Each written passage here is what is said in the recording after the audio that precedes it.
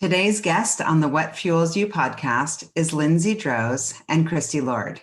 Lindsay and Kristi are the co-founders of Levant Collective, a female-founded consumer product company based out of Seattle that creates high-performing, plant-based cleaning products in countertop-worthy packaging. Levant Collective was born out of the near constant demand for cleaning up after their kids and pets, but wanting the products they used to be non-toxic, highly effective, and conveniently located. Lindsay and Kristi formed an instant friendship sparked at a mutual friend's wedding, where they were both 9 months pregnant and the only ones not lining the bar. Fast forward 10 years, 2 successful careers, 6 babies, and many wine-filled evenings dreaming of starting something of their own. They took the plunge and created Levant Collective in 2020. Prior to Levant, Lindsay worked in sales and marketing in the medical device world, and Kristi in finance and accounting. Welcome, Lindsay and Kristi. So good to see you guys. You too. Thanks for having us. This has been something I've been really looking forward to. I started seeing your products literally everywhere, and now I am such a consumer and loyal fan. So this is like I'm fangirling with you guys. I'm really excited.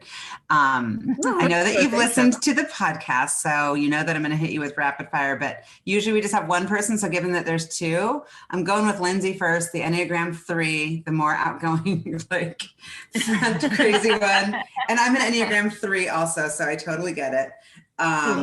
Okay, Lindsay, here we go. If you could be a famous rock star, movie star, author, CEO, or athlete, which would you choose? I'd have to go with rock star. You know, I love a good mean air guitar. I don't know how to play at all. Would love to do that. And I sing in the shower like nobody's business. So I think good? I feel like you would have a good voice. You have a very soothing speaking voice. Yeah, I'm gonna say no. Yeah, it's an Kristi. I'd agree with Kristi. It's a really bad singing voice, and you know, So I would rock star for sure. Rock star. Okay. What are you currently watching, listening to, or reading? So watching, I just finished watching this. It's a show on Netflix. It was, I believe, Mindy Kaling created it. It was Never Have I Ever. About oh my God, it's so incredible. It's about this 15-year-old girl named Devi, and she's an Indian girl. Yeah, it is so incredible, and just to see the Indian culture and in a fun way. I fell in love with it. I just fell in love with the show and fell in love with this character. What about reading? Oh, thank you. Reading right now, I'm reading Dave Grohl's book. My dad told me about it. It's called Storytellers. And it's not a book actually I would have picked up on my own unless my dad told me. And he just said he has a really good way with words. It's fascinating. I love it. On Audible also? It's on Audible as well. And I love the way he puts the pen to the paper and writes the stories. You feel like you're with them. And nice. He just has, I like his spirit. Yeah, nice. I really enjoyed it. Yeah. Okay. Who's your favorite band? Favorite band? I mean, it's all over the board, but I'd probably go with, I'm a huge James Taylor person, so it's not really a band, but I love Fleetwood Mac. So definitely more classic music. Yeah. And what quality do you most value in Kristi? Oh gosh, that's a great question. There's so many. Like, where do I even go? I know. Her warmth, her accepting of me, because I'm not an easy person to accept, and she is she understands my flaws. She's understanding, and I mean, I could go on. Like, now you're gonna make me want to cry, but I just there's so many that I love things about. Yeah, I love that. Now I've got chills. Okay, and what fragrance are you currently wearing? Oh, I don't change fragrances. I've worn the same one since my honeymoon in 2008, and it's Eau de Hermes. Yeah. And is there a leader who you would love to meet? Like someone that you most admire? You know what? I got to say, it's on the top of my mind because I was listening to your podcast, is Rajiv Singh. I was blown away. I've met him actually He's once. So baller. I could have listened to him for hours. I now want to seek out a bunch of his other podcasts. I I met him once, I believe, in a cocktail setting, but didn't really get the depths of who he was. And I just want to sit in a room with him and have a glass of whiskey and just listen to him talk and ask him questions. His wife is equally as incredible. And she's actually, you can listen to it. She's actually been on the podcast also. Okay. With Heather Redman during the pandemic, they started a big campaign, but yeah, Jill sings amazing. Wow. Okay, Christy, you're up. If you could be a famous rock star, movie star, author, CEO, or athlete, which would you choose? I'd go with athlete. I have been working out. I've worked out, my whole life and was never attained any sort of excelled in any one area. And I just think that athletes are amazing. The amount of, dedication and being able to like take your mind to a different place to work as hard as they do. I'm in awe too. Is there a sport, specific sport? I'm watching the Olympics right now. I'm just in awe of these athletes from around the world. And again, maybe it's because the Olympics are on, but it would probably be skiing. I'm so deathly afraid of everything. So I don't want to be afraid. I mean, they're amazing. I have that same feeling about skiing. I watched the Lindsay Vonn special, and I'm just like, she's so badass. There's nothing cooler than a badass female skier, especially. Yes. I know. How about you? What are you currently watching, listening to, or reading? I know I'm not going to sound very inspiring. By the time I get to bed, I have three small children. I can't watch anything intense right now. With being in startup mode, I like to just go away to a happy place. So I just got done watching the Cheer. You got to. I got to see that. I have a lot running at the same time, by the way, based on my mood. So I'm with you. There are certain days I just want light and almost like brain candy. Yeah. And that's total brain candy. I love it. Absolutely. And the Tinder Swindler on Netflix, some silly documentaries. By the way, I do find you inspiring because I appreciate the authenticity and the vulnerability. And how about you? Who's your favorite band? I'm probably in line with Lindsay there. I like the old stuff. Like right now I'm really into Gypsy Kings. They just make me happy. I've seen them in concert a few times. They're amazing. Yes, and just makes me feel like I can go away to a happy place like Mexico or somewhere sunny when I'm listening to it because we've been stuck in Seattle for 2 years. All right, Christy, what quality do you most value in Lindsay? Okay, what do well, there are so many, but going back to I carry, maybe it's my Enneagram 1. I carry a lot of I'm a risk-free, tend to be more fearful person, and Lindsay is not at all. And I love being in that presence of somebody who makes me feel safe and comfortable, and she helps me take risks. So that's what as far as a business partner goes, that's what I absolutely why I'm drawn to her as a business partner. And just like you when you've met her, you just instantly, when you're with Lindsay, you just feel warm, and she listens, and she just makes you feel like you're the only person in the room. Aww. More chills, more crying. I know. What fragrance are you wearing? Oh God! And again, I'm just so boring. I am a fragrance-free individual. What? maybe your aura smells so good. It's maybe your shampoo. Oh yeah, I know. My husband calls it the eau de doo-dah day. That's awesome. Yeah. So if it's not anything, it's we're testing out a lot of lotions right now. And so, how about you? As far as leader, is there a leader that you kind of admire? The CEO of Glossier. She's created such an incredible brand and such an incredible following, and I'm just very impressed with what she's done with that business. Yeah, totally. And so I love that you guys met at a wedding. You just never know. A lot of people meet their spouses, and you guys met your work spouse at a wedding. Yeah, we did.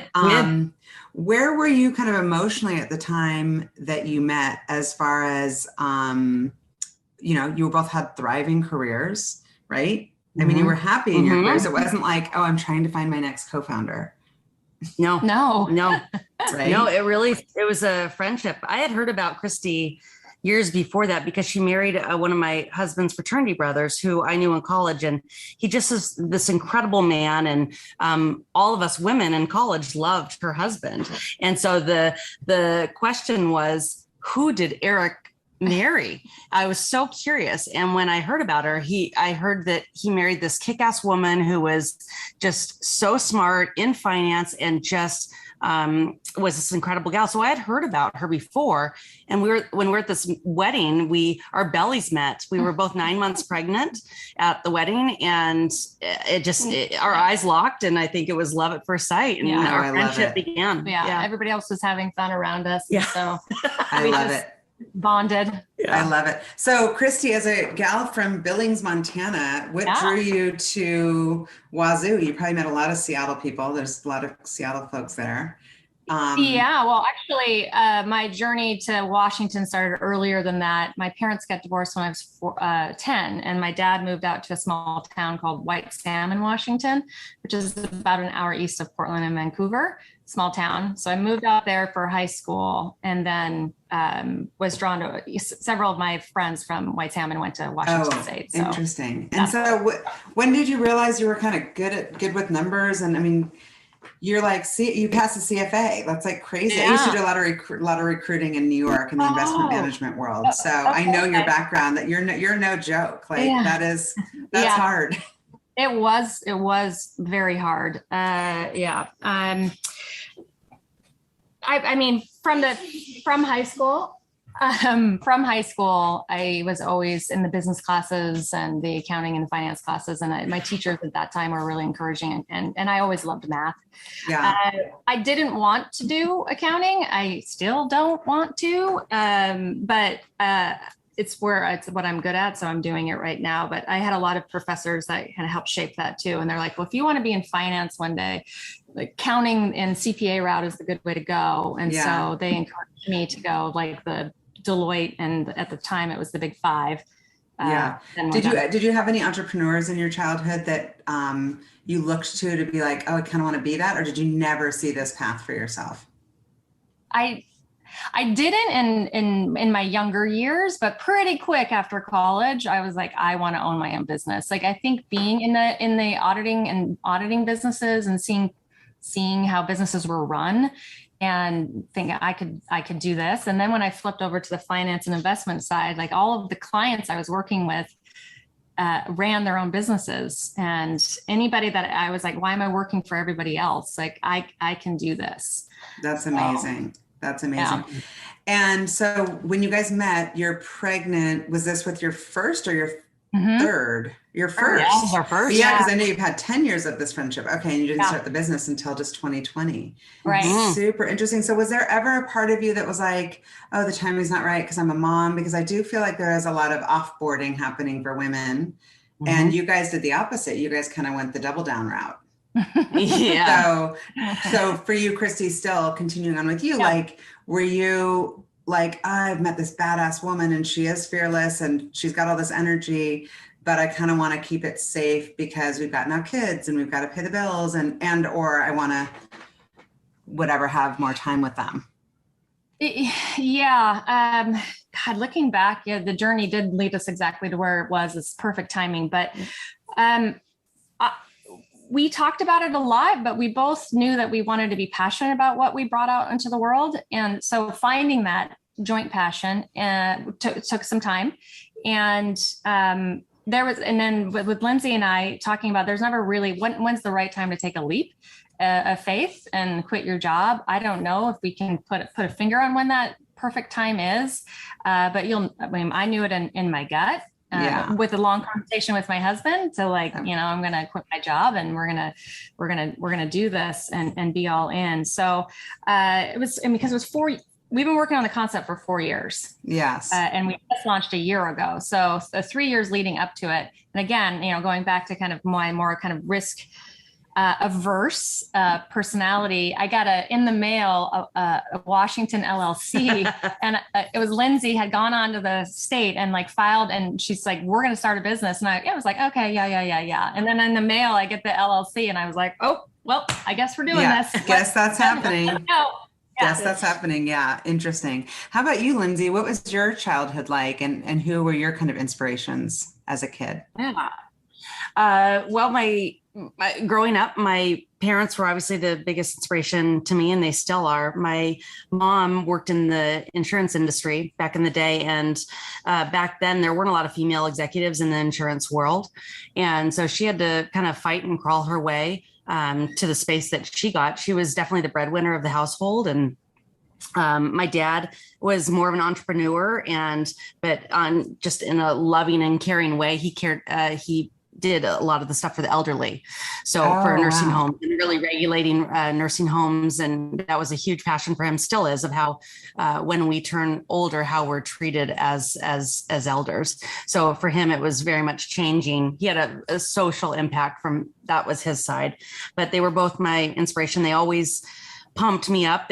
They still to this day are my biggest advocates. They always say, you can do this and we believe in you. And to me, that just always keeps me going on. So. Oh yeah, there's nothing like it. But I would imagine you could sell ice to an Eskimo. Like I met you and I'm like, I'll buy what you're having. Like I'll take 10. What are you having?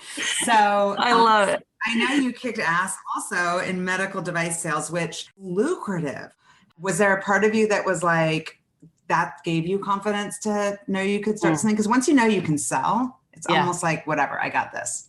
Yeah. I think for me, growing up, I always had to work for what I wanted. And so I always wanted more. We didn't have a ton of money. As I mentioned, my dad's business was in the, very much the social welfare and being. And so we didn't I got what I needed, but in order to get what I wanted, I had to work for it. So I started working in the berry fields and picking berries when I was 10 years old.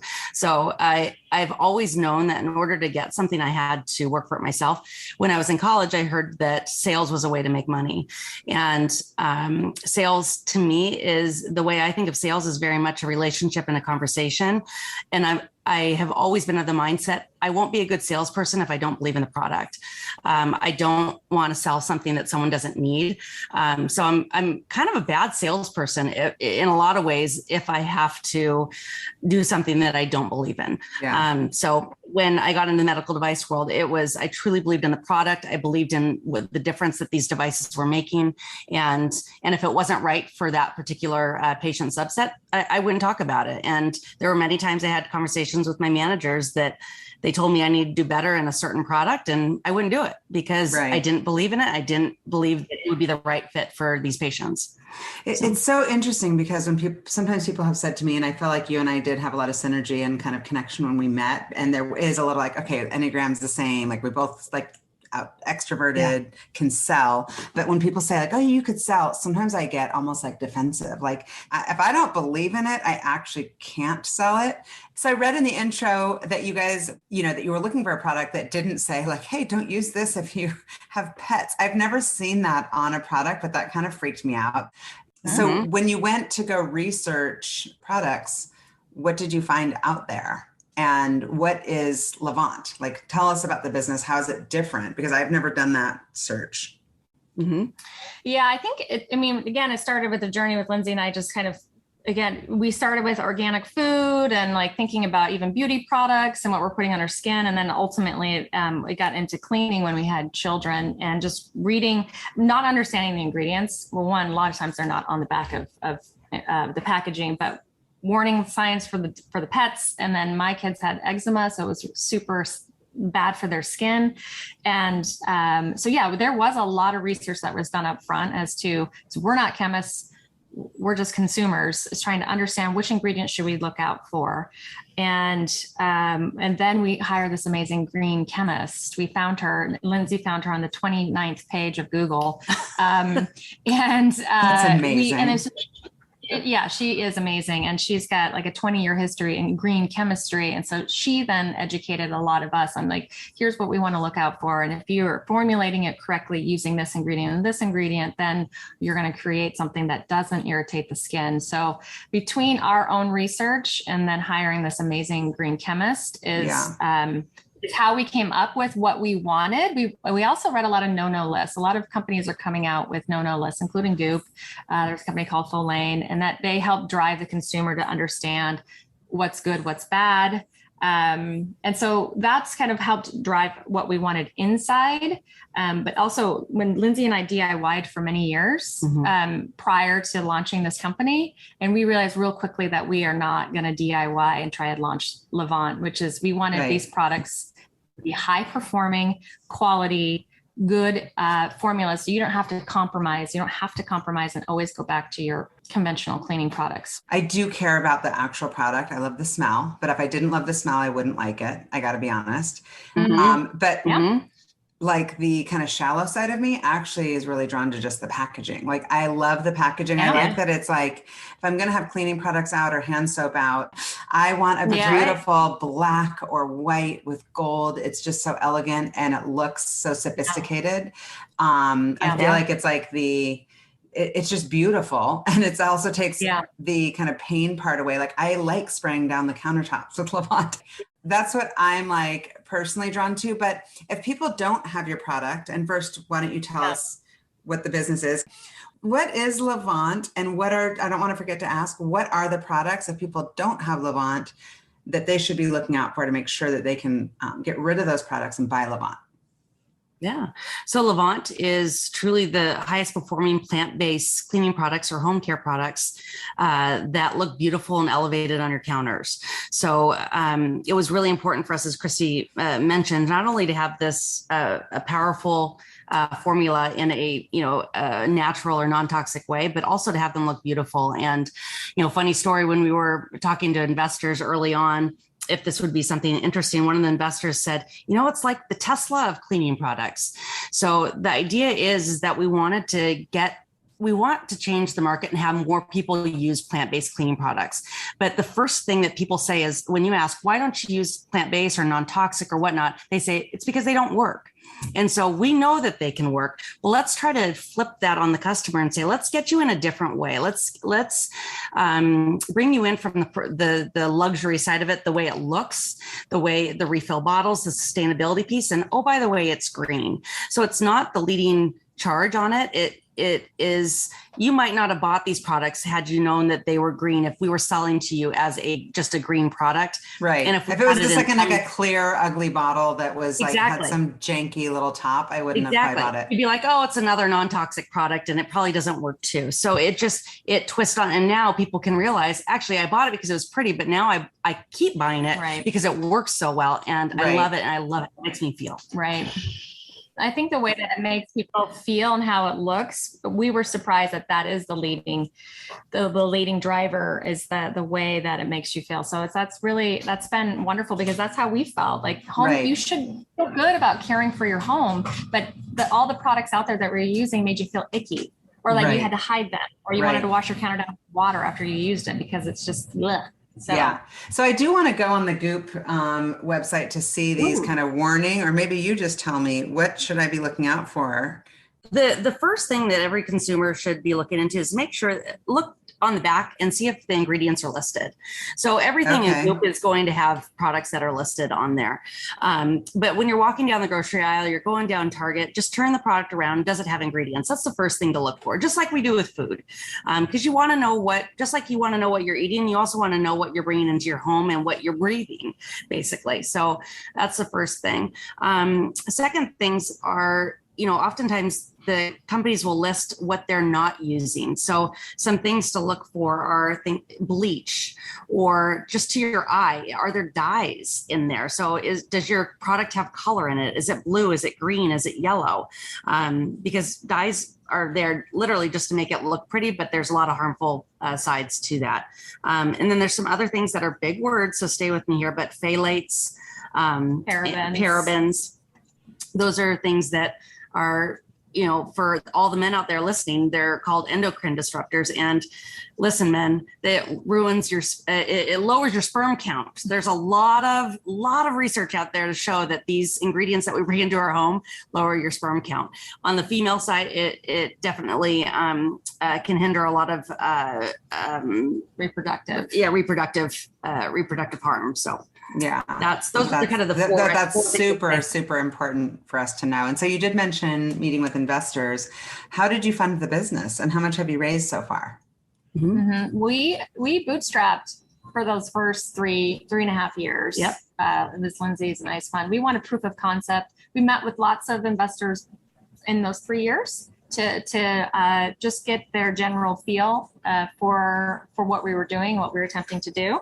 And then we bootstrapped as long as we could, and then realizing inventory is very expensive, but also the growth side, the marketing side is very expensive. So if we wanted to fuel this and get this out as quickly as possible, we needed a little extra help. So we fundraised in the spring of last year through the summer, and we raised $1 million.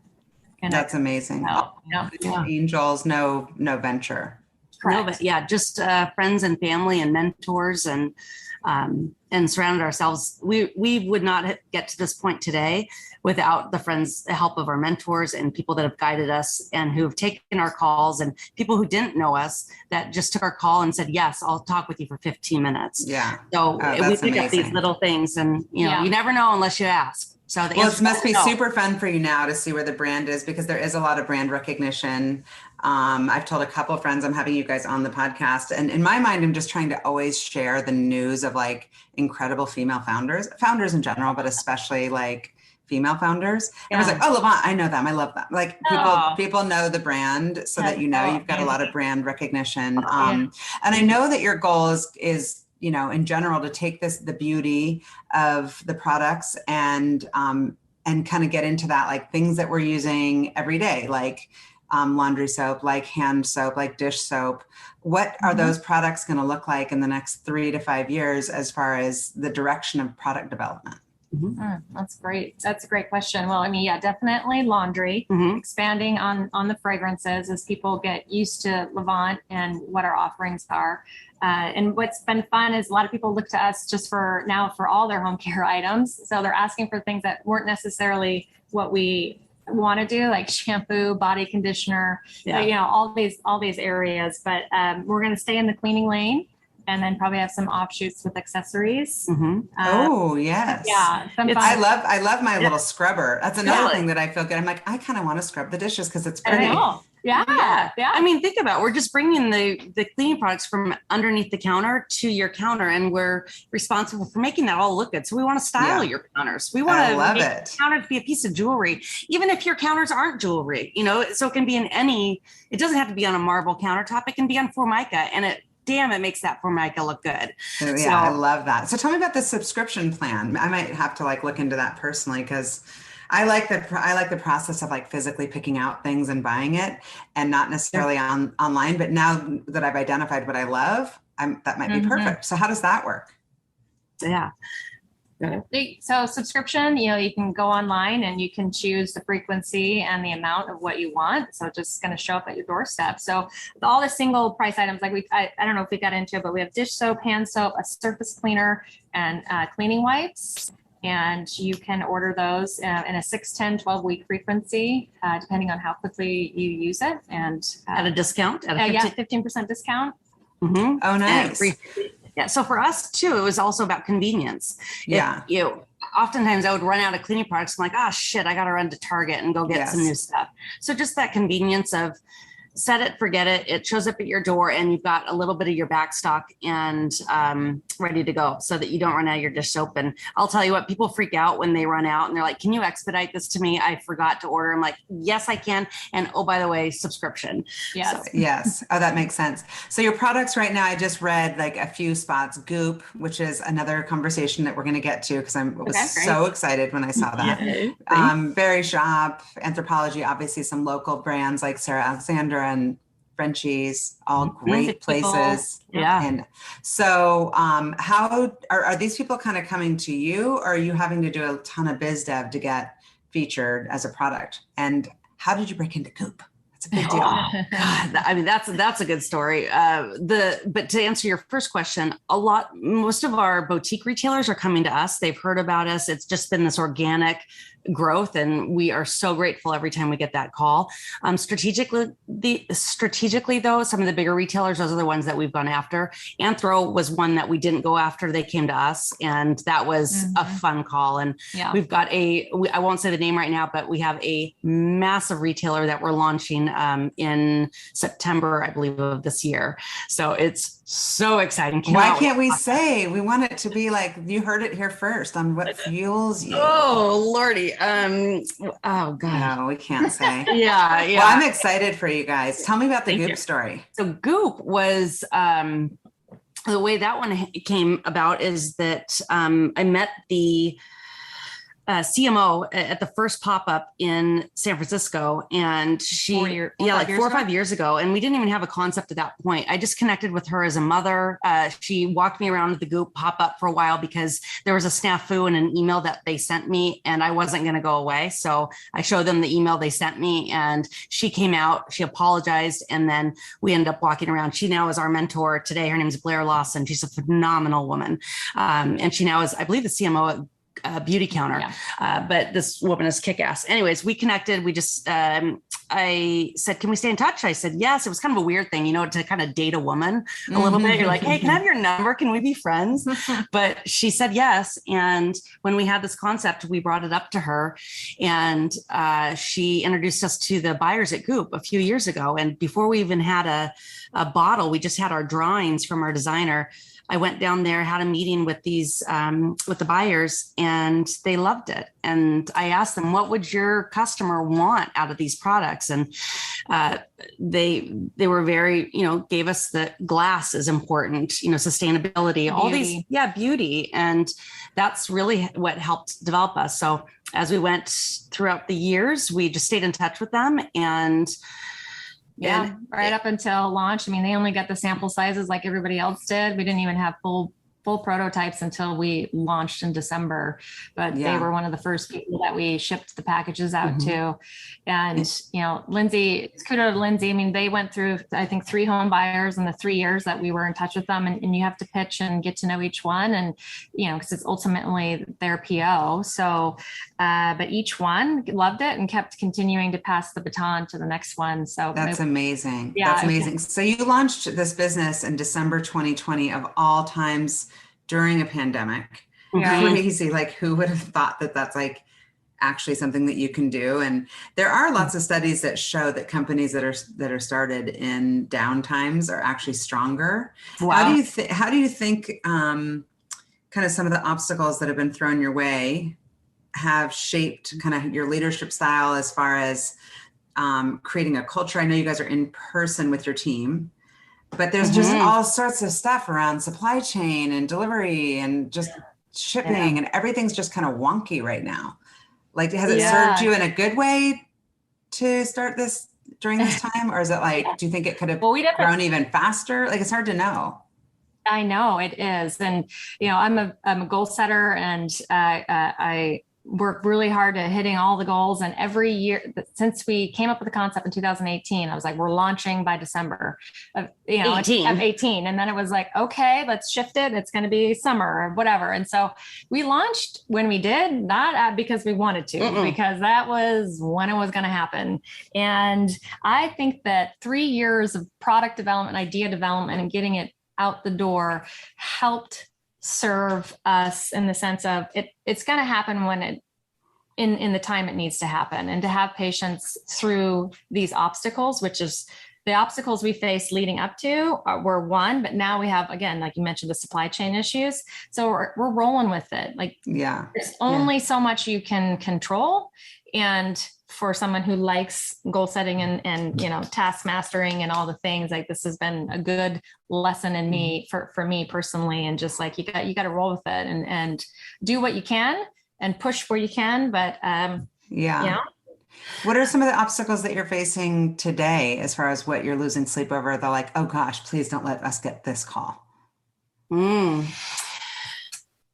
I mean, supply chain. Yeah. We're currently out of stock on almost all of our products. I mean, they're all coming back in stock by the end of the month, but you do as much forecasting as I've done and getting the POs in when I should have, and I did. And now it's in the hands of the suppliers and the raw ingredients. And do you switch up supplier? Like, what happens? I don't know your industry. Like, can you be like, okay, well, on to the next? How does that work? Or is it like, no, these are the people and they've got us, like they've got us where they want us because they're running the show here? It's half and half a little bit. I mean, there are some suppliers that we've been with since day one that gave us a chance. I think initially it was really hard for us to find suppliers because we were so small, and we said, oh, hey, I know you're a big company, but can you make 500 bottles for us? Or, and they said, Absolutely not.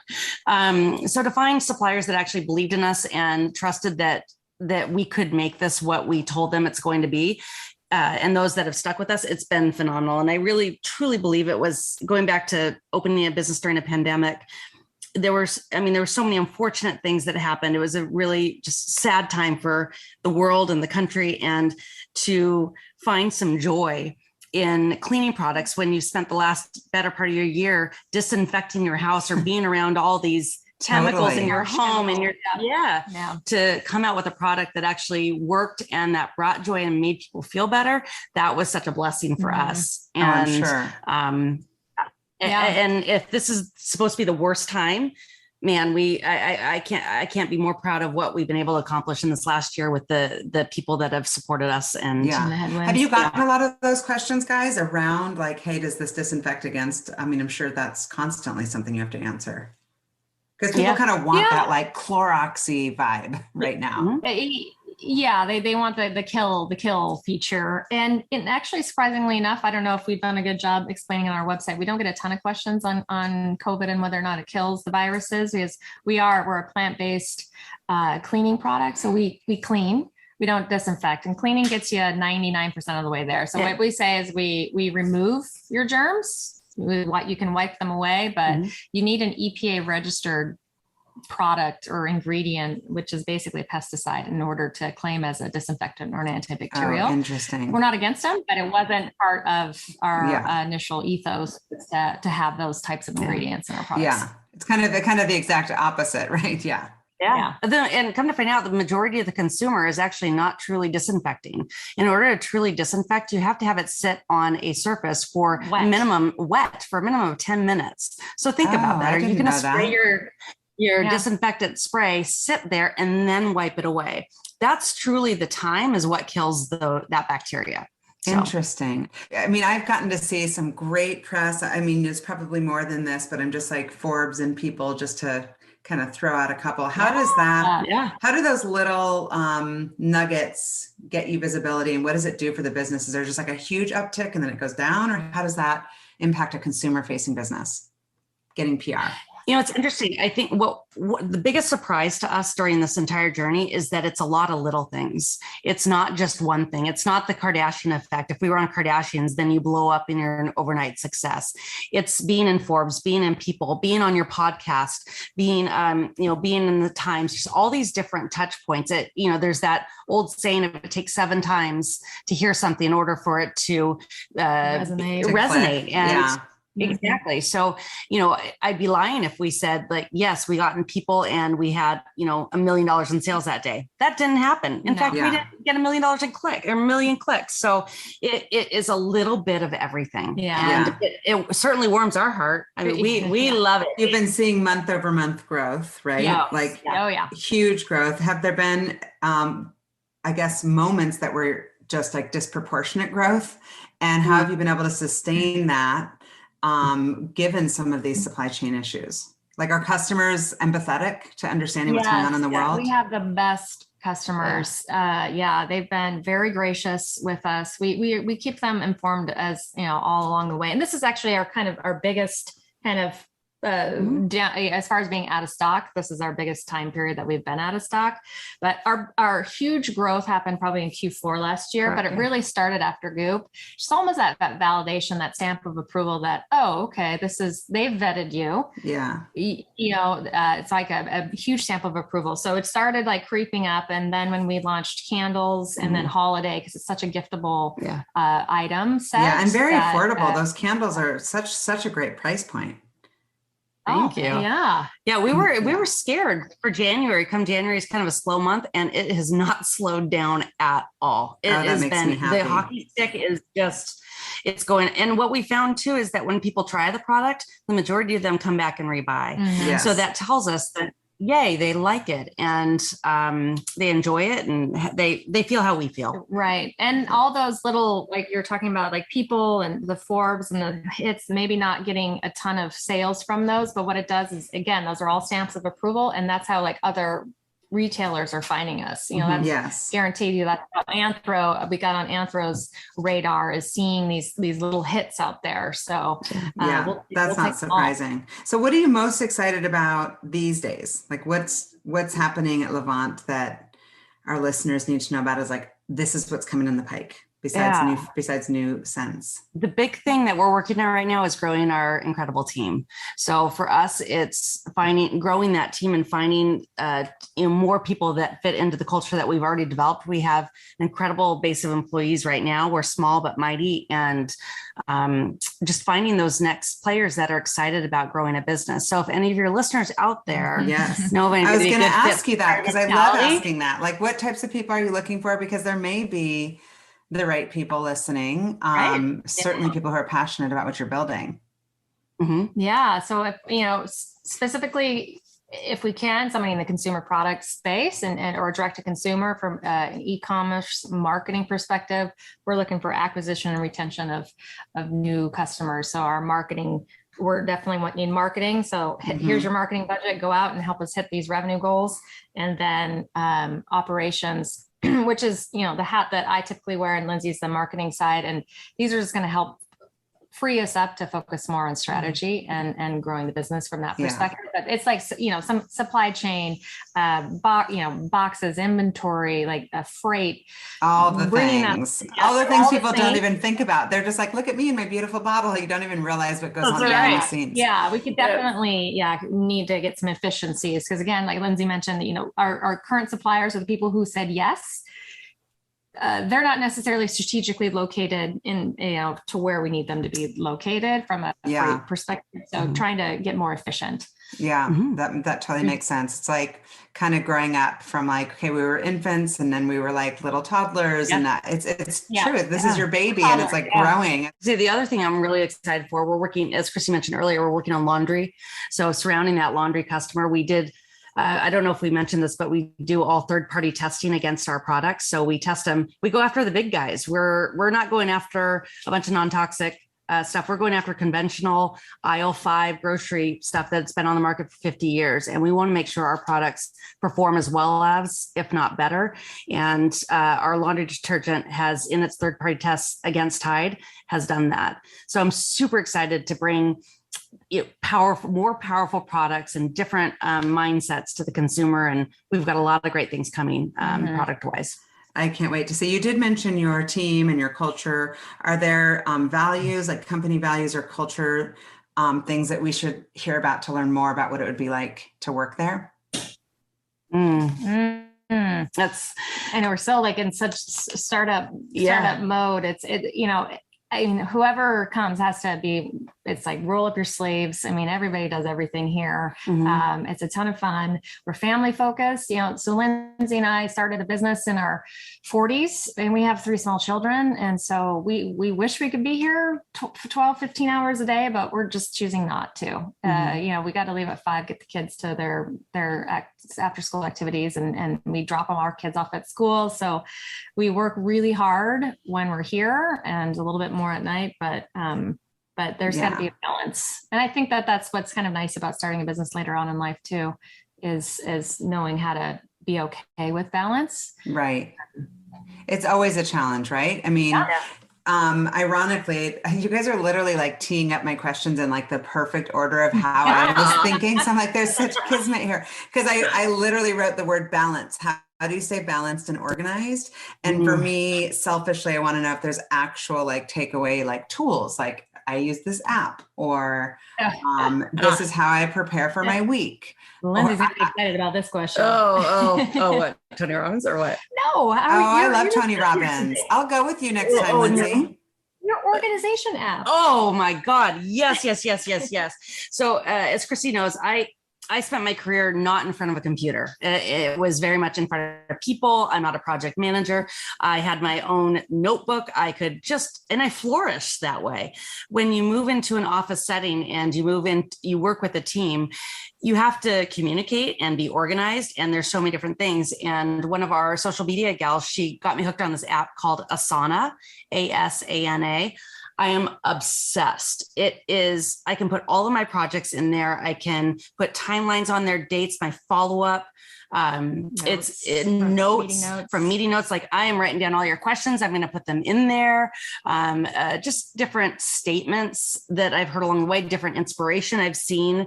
I can put it all in this damn app. It's changed my life. My team would be thrilled if I was on Asana. I actually use Trello. I don't know if it's the same. Oh yeah, I should actually look. I did. I tried Trello. My husband told me about that and he really liked it. And then Asana, I needed someone to teach me it a little bit. I've noticed as I've gotten older, I've been less likely. I try to learn new things. So I just need someone to guide me through it first, give me a 15-minute tutorial, and then I'll be off and get comfortable. And Trello, I just didn't have that hand holding. So with Asana, I needed just that 15 minutes. She did a call with me and I took off with it. So. I'm going to look at Asana and compare it because I do love Trello, but yeah. And so how about you, Christy? Are there things that you do to stay organized, stay balanced, like set yourself up for a great day? Do you have like a spiritual practice? Like what keeps you grounded during this craziness? Well, I would probably have to honestly say I'm not very grounded right now. It's probably the least grounded I've ever been in my life, is trying to figure out this new normal, which is crazy. Which is I'm building a rocket ship. Look at me go. Yeah, it is trying to find that balance between, with my previous roles and my previous jobs, I was able to really turn it off. At nighttime, I never checked anything. And on the weekends, I never checked anything, and I could really check out. There's just a sense I can never check out, and I need to relearn how to do that when it's it's ours, it's our baby. So like, how do you check up? How do you just not pay attention to your baby? I've never started a business with someone else because part of me was like, what if I'm doing more of the work or less of the work? I am specifically curious about that whole part. Like, what if someone's like, I'm going to be traveling like 7 weeks a year, or hey, my kids, I'm going to start working from home 3 days a week. These things happen for people. They just have shifts in life. And it's amazing that you guys have been able to communicate so effectively and balance each other in that way, as far as like, nope, we're both on the same page. And when you said like, oh, and then I have to check at night, I'm sure there's a little bit of like, I want to, like, I can't not. And it's like your fourth child. Because we had so many years where we worked together before launching. Those were like the dating years, as far as just getting to know each other's work styles and personalities and how we think and how we problem solve. And there were definitely challenges along the way that we kind of had to duke it out and then move on. And so we really got to know each other. And so then by the time we launched, there was no like, why is it this way and why is it that way? It's like, that's the way that we work together by the time we got to launch. That's amazing. So that was certainly helpful, even though we wanted to launch many years before we did. Yes. I think it was good that we went through those 3 years of just learning who each other are, because we are so different, and you need to be okay with that. Yeah. Like my husband doesn't think the way that I think. So we are work wives, and we're kind of like getting into our lanes. As far as, kind of where the responsibilities that each one of us carries, and we hold each other accountable. Yeah, that's amazing. You guys are a great combo. So I'm going to ask each of you individually, what fuels you? I'm, setting a dream and going to it. I'm Christy mentioned she's a goal setter. I'm a big visualizer. I visualize the future and I feel it. I feel regret if I don't hit it. And my fuel is getting to that place of visualization. I truly, truly believe in that. My life has changed since I did a seminar, I don't know, probably 5 or 6 years ago. And that, I realized in the end that even before I went to that seminar, but that's always been my driving force of visualizing what I wanted and then going after it and getting that hunger inside. I love the little belly hurt of you want something so bad that nothing will stop you. And to me, that I love it when I get that belly ache. Yeah. That seminar was the Tony Robbins. It was. Yeah. are you going to go to another one? I want to go with you. I can't wait. I cannot wait. And when we go, they're not in person, so I won't do it until they're in person again. But when we go, we will not sit together because it's a very much an individual. It's an individual thing. Yeah. And you want to be able to tell these people your vulnerabilities that, you know, you're never going to see the next day. Cause you move seats all the day. Yeah. I have been to an event. Well, he spoke at Salesforce and I was there. We have some mutual friends. And I was like, his energy is insane. It's incredible. I'm a big fan. I'm a big Tony Robbins too, fan. but I wasn't a fan before. I was actually a naysayer. And I am a fan. Until a friend, told me about it and said, hey, I'll pay for your tickets. Go down there. You need it. You, Lindsay, I feel it. You need this. And he couldn't have been more right. And I'm a huge fan right now. My life was completely changed by that time I spent on myself. Yeah. I love that. Okay, Christy, what fuels you? What's your fuel besides the beautiful earrings and jewelry? I know, right?